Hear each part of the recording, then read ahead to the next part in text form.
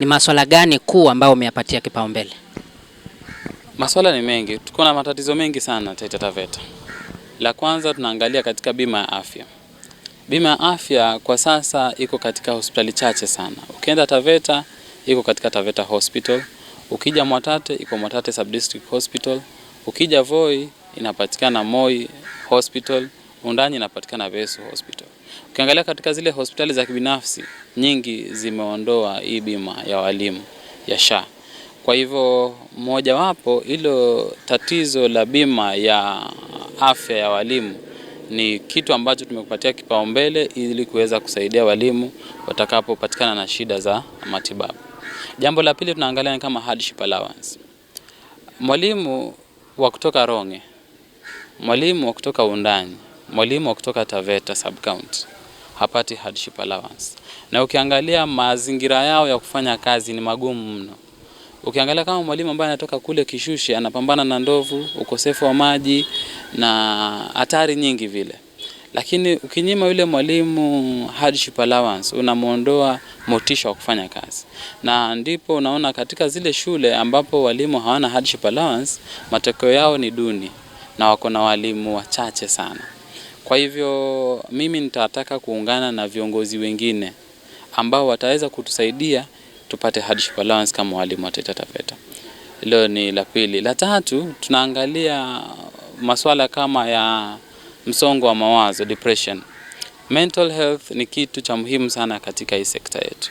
Walimu wengi wanapitia challenges nyingi sana hapa nje ambazo zinawafanya wengi wao wanaingia katika chronic alcoholism, wanaingia katika absenteeism. Sasa hayo ndo masuala tunataka tuangalie the root cause ni gani, ndio tuanze na kule chini ili tuwe na a good workforce of teachers in Taita Taveta. Ndio. Pengine tukianzia tu hapo ambapo umemalizia napo ni kwamba pengine unahisi nini ambapo kinasababisha hali hii ya kwamba walimu wanapatwa na msongo wa mawazo? Pengine huenda ikawa chanzo ni nini? Kitu ya kwanza tunasema ni fedha.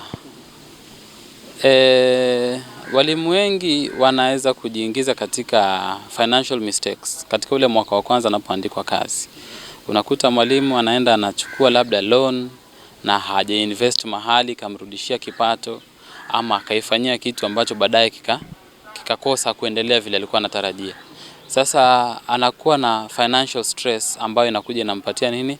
Ile depression. Hiyo ni ya kwanza. Ya pili tunaangalia mambo ya familia, marriages.